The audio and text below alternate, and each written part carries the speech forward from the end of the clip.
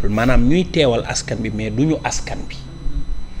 te boo demee maa ngi gis Amadou Ba quelqu'un qui est très intelligent Amadou Ba bu Pastef mu bind ci maanaam taux de participation électorale yi leen fal bu ñuy wax ci ñi mat a woote Sénégal dañ naan 10 millions ngi nit ñoo mat a woote bu ñu xoolee ci fichier électoral bi ñi ca bindu bu ñu xoolee ña bindu ñu doon juróom-ñaari millions ak lu toftal bu ñu xoolee li fal député yi mu doon 2 millions wala lu ko jege ndax c'est 1,991,000 voix ak lu toftal ñoo fal 130 députés yu Pastef donc ils ne sont pas le peuple. Le Sénégal bu ñuy wax dañu naan c'est un pays qui est composé de 18 à 20 millions de personnes d'habitants tey jii ñooñu bu ñu xoolee ñi ci mat a woote ci ay at ñi am majorité dañu naan 10 millions de personnes bu ñuy wax sax tranche d'âge de 35 ak yooyu noonu ANSD génne na ay rapports yu gën a sori loolu bu ñu xoolee ñi bindu ci fichier électoral bi 7 millions et quelques la li fal 130 députés yu Pastef yi c'est 1,991,000 voix ak lu toftal donc bu ñuy xool en termes de représentativité rek loolu ils ne sont pas le peuple te it réew mi am nu mu tëggoo ci wàllu aada ak cosaan am ñu ko bokk am ay chef coutumier am ay kilifa diine am ay association de femmes am ay jeunes am ay association sportive et culturelle am ay jàngalekat am ay universitaires ñu doon ñu baree bari ñooñu ñépp bu ñu nekkee ci war a soppi ndeyu sart réew mi nga xamante ni si magistrature bi ci la ñuy tibb li ñuy liggéeyee foo dem ci këru liggéeyukaay yi le code du travail lu ci bari fa la ñu koy tibbee toutes les lois qui existent foofu la ñuy jóge bu nu demee ba war ko soppi askanu Sénégal ñoo ko war a waxtaanee. ci commission yu yaatu ba pare doog a jël ay dogal forcing baaxul tey ma am doole tey xeexee ko tey baaxul toute modification bu ñuy def ci constitution bi dafa war a doon loo xam ni day atte ëllëg jamono yi ñëw mais pas ñu def ay modification yoo xam ni c'est pour régler un problème et Pastef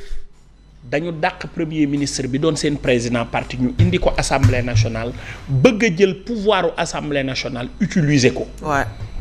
li tiital askanu Sénégal mooy dañu jël pouvoiru assemblée nationale modifié ci L29 ak L30 loo xam ni mbub moo xam ni bi ñu koy def lépp pour Ousmane Sonko la ñu yónnee ko président mu yónneewaat leen ko pour relecture ñu defaat ko yónnee ko président mu promulguer ko te mënoon a saisir le conseil constitutionnel évoquer les inconstitutionnalités ba pare moom président mu toog ni ki def lii ki ñu defal lii ñu naan Sonko ci affaire éligibilité il n'a jamais été inéligible. Le président moo ko wax. loolu moo tax ñu bari tiit ci li xew ni bu yeggee ci président mu promulguer ko. alors président nee na d'accordul ci loolu waxoon na it ni d'accordul ci L29 ni ñu koy defee. il l'avait dit donc il n'avait pas à le promulguer li mu amoon pour def ko mooy saisir le conseil constitutionnel. Le président de la République Bassirou Diomaye Diakhar Faye bu d'accordul ci lii am assemblée nationale daf ko war a wax ko ba ñépp dégg ko mais envoyé ay émissaires ñu wër ci kër kilifa diine yi ni leen lii xew assemblée d'accorduñu ci. et ñu ngi sàkku yéen ngeen wax ci ndax nday sart réew mi lan bëgg a soppi ci lu baaxul. ndax bu nu ko waree defar askan bi yépp a ko war a waxtaanee yàppale ci église bi yàppale ci fànn yépp ba ñépp xam ni il n'est pas d'accord et en ce moment-là le peuple nu mu tuddati la société politique et la société civile vont pouvoir s'organiser pour dire à ce petit groupe politique et stop, arrêtez. Ouais. Parce que li ngeen di def du noonu. li nu bokk ñun ñëpp moom ko parce que man je peux ne pas être de Pastef mais je suis un Sénégalais. Je suis lié par la Constitution à ma nation. yow tu peux être de Pastef àndoo ak kii mais li ñu boole mooy Sénégal et Sénégal li ko tëgg mooy la Constitution. kon affaire de peuple la. Le président de la République mu doon la clé de voûte des institutions waaye waat ni damay fexe ñu fonk constitution bi te fonk lañu ko. alors loolu bu amee groupe nit bu jug pour bëgg ko def te ils ne sont pas le peuple ils sont élus par 1,991,000 voix sur un peuple qui fait 18 millions, 10 millions qui ont l'âge de voter et 7 millions inscrits. Kon, ils ne sont pas le peuple. Ils sont une partie qui représente le peuple. Lolo waral El Hadji Diouf li mu waxoon amoon solo ni leen ci majorité bi la bokk nous sommes les représentants du peuple mais le peuple est dehors. Alors ce peuple qui est dehors dafa am trajectoire bu nu jaar bu yàggul mars 2021 ba 2024 dafa bari ñu dee ci cause politique boo xamante ni si waxoon nañ leen ni bu leen ko def jaru ko ñu doon saaga ay ñu wax ni ay imam lañ sax taxaw doon wax bàyyi leen xale yi ñu saaga jox leen moyen ñu gën a saaga xam nga ñooñu ils ne sont pas donneurs de leçons. Alors on continue toujours ci casquette boobu tey di wax ni askanu Sénégal gis naa ñoom Eliman Kane société civile ñuy wax aar suñu constitution du ñoom rek askanu Sénégal ñoo war a aar suñu constitution lii xew ci coupe du monde bii ba tax nit ñi di jubilé lii xew nii moo ko gën a garaaw te dana ko war a wax nit ñi xam ko cette modification ou réforme bi waa Pastef bëgg a def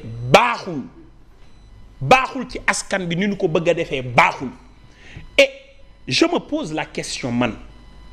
et de quoi Ousmane Sonko a peur parce que kii wax na lu am solo président Wade ticket présidentiel bi mu doon wax 25% ku ko am jàll premier tour bi ñu demee élection présidentielle 30 et quelques pour cent la kon xamoon na ci sondage fi mu toll waa kon Wade avait une majorité de 58%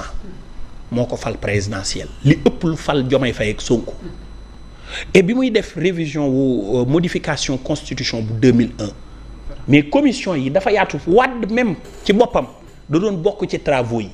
lu ñu yëkkati mu wax li tax mu yëkkati ko il y avait les maîtres Mame Adama Gueye et autres mais Wade est un démocrate ça il faut le dire bi mu demee ba doomam Macky Sall doon président de la République faloog 65% bi muy def ay réformes ci constitution bi en 2016 il a interrogé le peuple qui est souverain par voie référendaire amoon coalition front du non amoon front du oui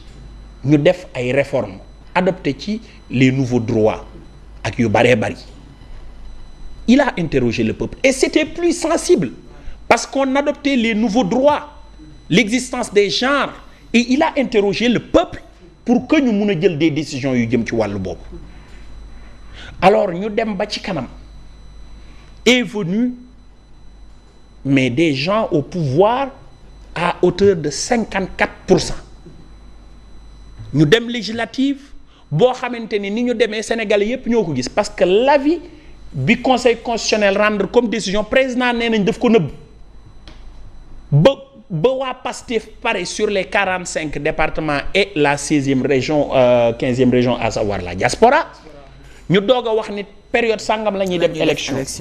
les jeux d'alliance de l'opposition n'étaient pas du tout faits moo tax boo demee tey ci résultats yi nga doon xool da ngay dugg fu mel ni Tivaouane ñu ne Pastef am na fi supposons 1000 voix ñu ni Macky Sall am na fi 600 voix ñu ni Amadou Ba am na fi 700 voix defal cumul 700 voix ak 600 voix mais dafay dépasser largement li Pastef am